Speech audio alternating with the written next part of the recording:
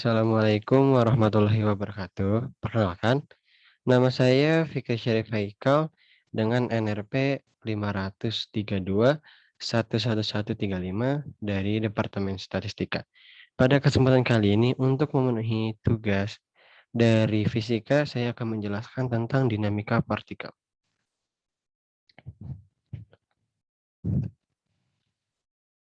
Dinamika partikel. Apa sih dinamika partikel itu? Dinamika partikel merupakan suatu cabang ilmu yang mempelajari tentang penyebab terjadinya gerak akibat suatu gaya. Mengapa? Karena untuk itu harus kita ketahui dan pahami penyebab terjadinya gerak. Antara lain ada posisi, ada kecepatan, dan waktu.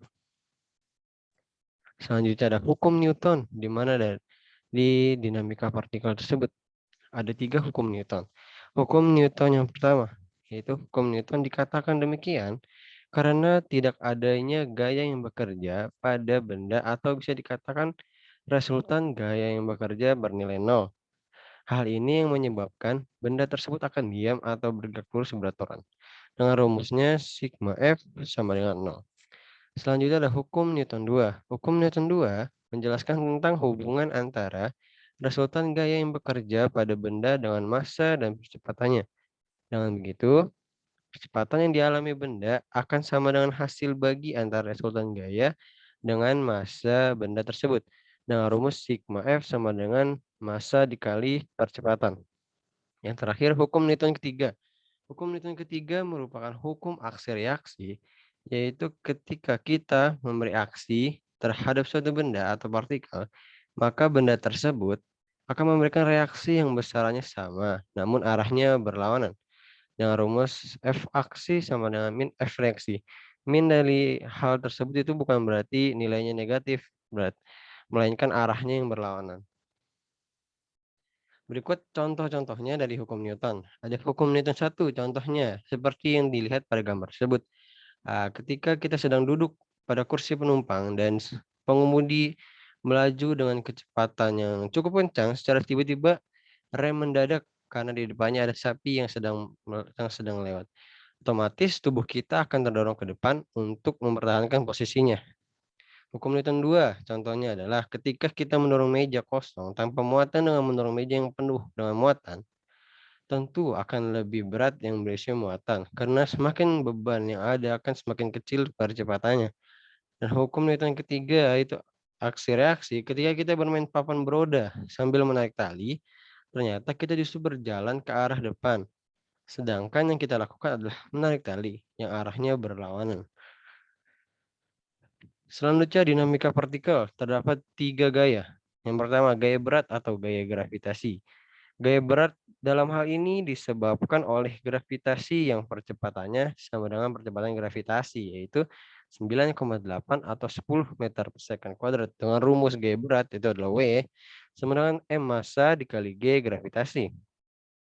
Gaya normal. Gaya ini adalah gaya yang bekerja pada bidang dan arahnya tegak lurus dari bidang tersebut. Besar gaya normal sama dengan gaya berat bendanya. N sama dengan W. W sama dengan M kali G seperti rumus gaya berat gravitasi sebelumnya. Terus gaya gesek, gaya yang terjadi akibat adanya sentuhan antara dua permukaan yang berbeda. Dengan alas atau tempat gesekan yang berbeda akan didapatkan nilai gaya gesek yang berbeda pula. Gaya gesek terbagi jadi gesek statis dan kinetis. Gaya gesek statis, statis berarti diam.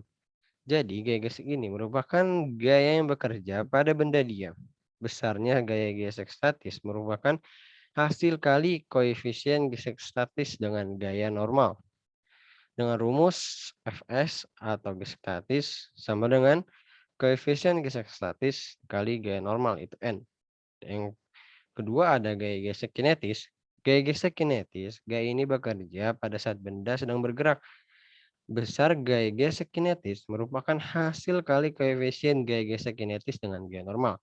Sama seperti gaya gesek statis, hanya berbeda karena pada saat gaya gesek kinetis, benda itu dalam keadaan bergerak atau akan bergerak dengan rumus Fk sama dengan mu k dikali N, untuk mu k sama dengan koefisien gaya gesek kinetis dikali N gaya normal. Berikut contoh-contohnya. Contoh gambar dari gaya yang bekerja pada gaya gesek. Oke. Di sini ada contoh benda yang pertama, itu benda diam. Di sini ada W-nya, itu gaya berat yang terjadi dengan rumus tadi, sesuai gaya gravitasi, makanya gerak gaya berat itu menuju ke bawah ya. Di selanjutnya di sini ada gaya normal, dengan rumus N sama dengan W, jadi dia itu sama dengan gaya berat. Berikutnya ada gambar, di sini terdapat bidang miring. Jika didapatkan dari sini juga ada W, jika terdapat sudut maka akan jadi seperti ini. Di mana W di 2W ini akan dikali dengan sin dan cos. Di sini terdapat gambar yang sama dengan arah N yang sejajar dengan arah W-nya. Dan yang gambar kedua, di sini ada gaya-gaya yang bekerja. Di contohnya ada orang yang sedang mendorong lemari dan arah geraknya ke arah kanan, sedangkan gaya geseknya ke arah kiri. Di sini juga terdapat gaya gesek ketika seseorangnya belum mendorong atau akan mendorong lemari, gaya geseknya masih gaya gesek statis. Sampai di mana tenaga yang cukup untuk mendorong lemari ini bergerak, maka gaya geseknya akan gaya gesek kinetis. Dan gaya gesek lalu berlawanan dengan arah gerak benda atau gaya yang diberikan pada lemari ini ke sebelah kanan, maka gaya geseknya akan menuju sebelah kiri. Dan juga terdapat ada gaya normal, tentu saja ada gaya normal, dan ada gaya berat yang berlaku pada kejadian nomor 2 tersebut.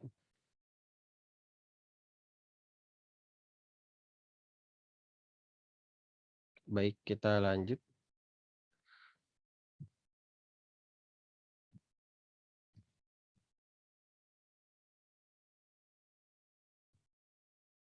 Selanjutnya ada gaya tegangan tali atau katrol. Dinamika partikel gaya tegangan atau katrol. Gaya tegangan tali adalah gaya yang bekerja pada tali ketika tali tersebut tegang. Arah gaya ini tergantung pada titik di mana kita melihat atau meninjaunya dengan rumus sigma F sama dengan massa dikali percepatan. Oke, kita bisa lihat gambar yang ada di sebelah kiri. Di sini ada satu buah katrol yang terdapat dua benda yang menggantung dengan yang memiliki massa masing-masing. Nah, dengan adanya massa maka akan ditentukannya gaya berat yang bekerja. Karena ini gaya tegangan tali, maka gaya ke atasnya adalah gaya T atau tegangan tali. Seperti ini yang memiliki percepatan. Dengan apa yang kita lihat di sini, arah percepatannya ini ke atas, lalu ini ke bawah, maka dapat kita simpulkan benda WA itu lebih berat daripada benda WB. Jadi arah gerak bendanya ini akan bergerak ke kanan, kanan bawah. Maka untuk sebelah sini akan memiliki rumus negatif, sedangkan sebelah sini akan memiliki rumus positif karena bergerak sejalan dengan arahnya, yaitu arah ke bawah, makanya dia akan positif, sedangkan arah yang berlawanan akan menjadi negatif.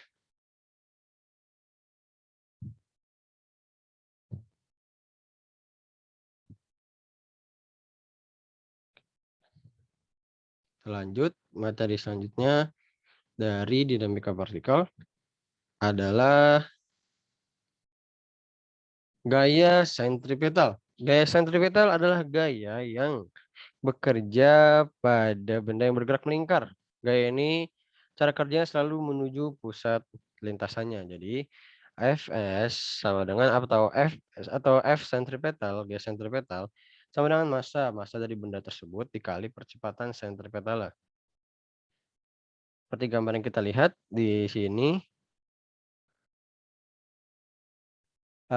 Di sini terdapat bola yang diputar dan memiliki kecepatannya searah yang sama linear dengan percepatan sentripetalnya yang mengarah ke dalam sumbunya atau intinya dengan gaya sentripetalnya juga.